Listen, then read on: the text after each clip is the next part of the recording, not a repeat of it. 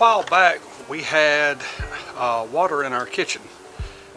This is the vent that goes outside here, and we can see where water is coming through here and went down through the wall, through the top of the window, and was pooling up down on the countertop. We discovered that it was coming from the Ven Hood. And I think the leak is coming from is going to be the vent that comes off of the above the stove and from the microwave.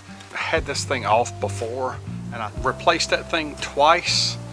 But now it continues to leak on us. Not all the time, but when we have a big heavy rain, we still get a puddle of water, and it's very concerning for us that it's running around the window and coming down and puddling up. If you have a RV that has the Ven Hood on the outside, you really need to make sure that you either keep it locked shut or that it's sealed up good, because we're fortunate that we've got a window there, and it showed us if you don't have a window in that spot, then I'm afraid that sometimes you may get water that goes through and you'll never know about it.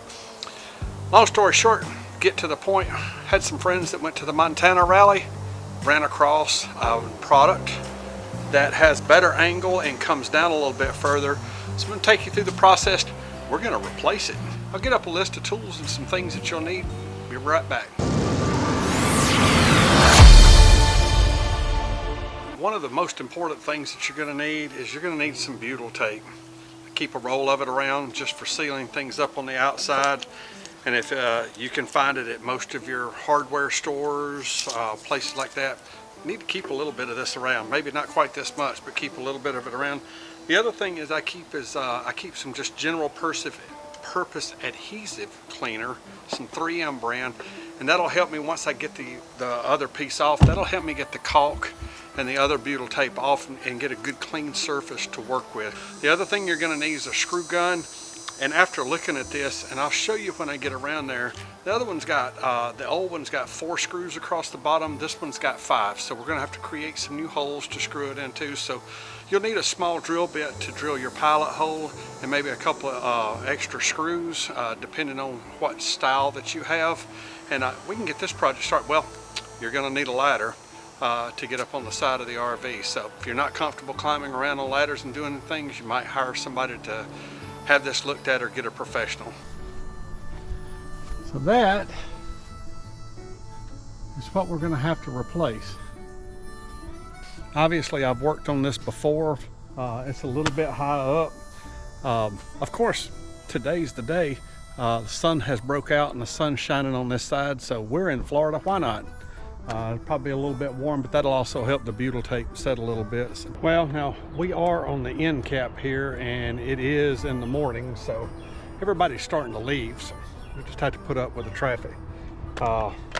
Thing we're going to do here, and I'm going to try to zoom in here and show you. We got to get these screws off, and you can see that I put these screws on the last time that I install this. I put some new bigger screws because we have taken it off 2 or 3 times trying to seal this water leak up, and even got some caulk spread around it. So we're going to work on getting that cut off, getting these screws out, and then I'll show you about getting it apart here. Here we are. I managed to get the old one off, and this is the old one here, and I've got most of the old butyl tape off around it. Now you can see by comparison, this is the old versus the new.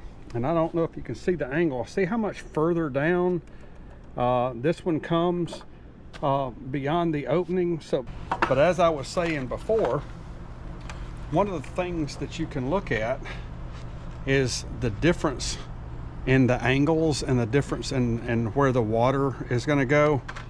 We are of the opinion, and we collectively, meaning some friends of mine and everything, that the water is running down and blowing up underneath here.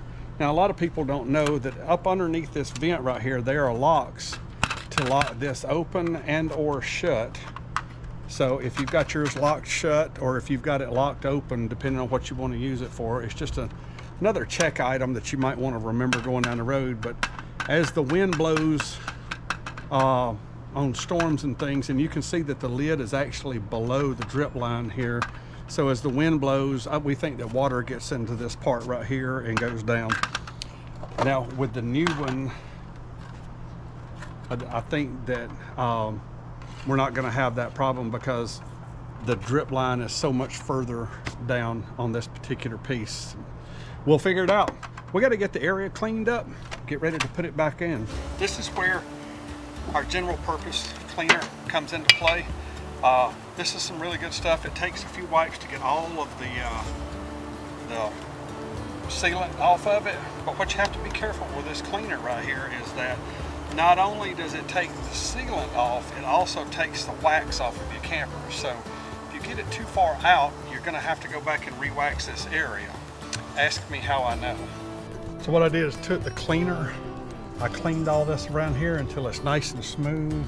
I've been able to run my hand around it and got all of the sealant off of it.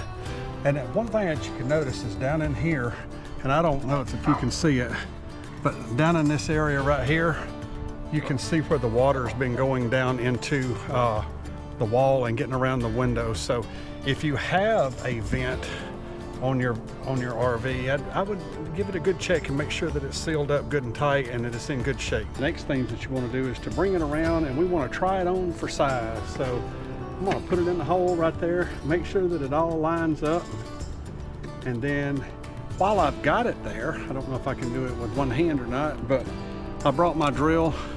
I've got a very small drill bit compared to the size of the screws that we're going to use.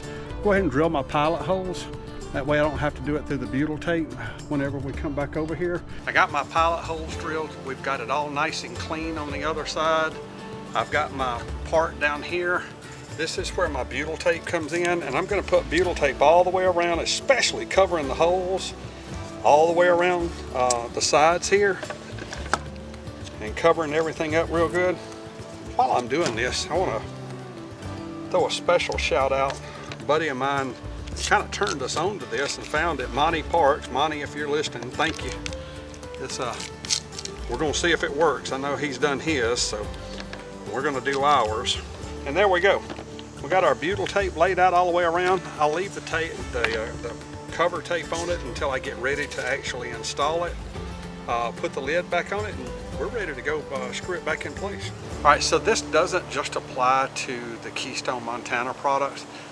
We walk around RV parks and see these type of Ven Hoods and put into everything. We just were lucky enough that he was able to find one from RecPro that has the loaner drip on it that we were talking about. So we're going to see if this works. I am using an impact driver. You want to be real careful with any kind of power tools and using it on this fiberglass. It's really easy to strip those screws out. So use extreme caution when you're doing this. Push it up into place there.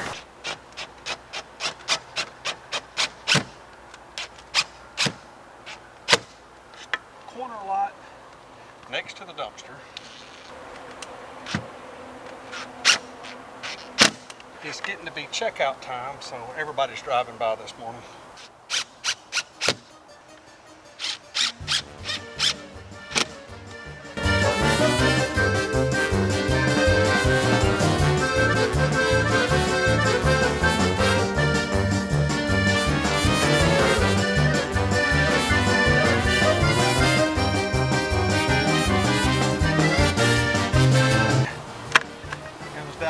Last but not least, you take these two corners out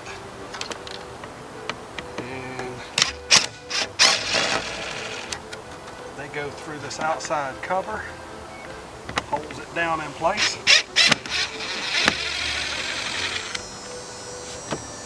like that.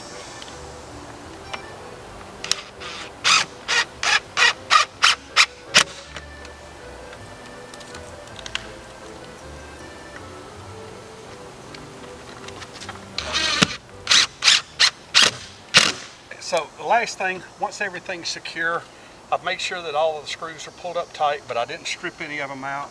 Like we talked about before when we had it down, there's a couple of little tabs in here that allows you to lock this shut. I am going to, being that we're not expecting any weather right now, leave mine unlocked, but before travel day, it's something I'm going to put on my checklist of things to make sure that I do, is to lock it shut while we're on travel day. I don't need it flopping back and forth while we're going down the road. I hope that you got some good out of this. If you did, be sure and like and subscribe. Follow us for more. We'll do different types of tips and tricks along the way as we go. We've got some more stuff coming your way of simple things that you can do to do your own maintenance on your RV. Till next time, hopefully we'll see you on the road.